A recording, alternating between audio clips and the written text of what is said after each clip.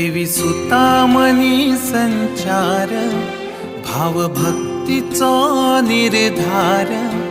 करी नावाचो जय जयकार, तूच जनांचो आधार,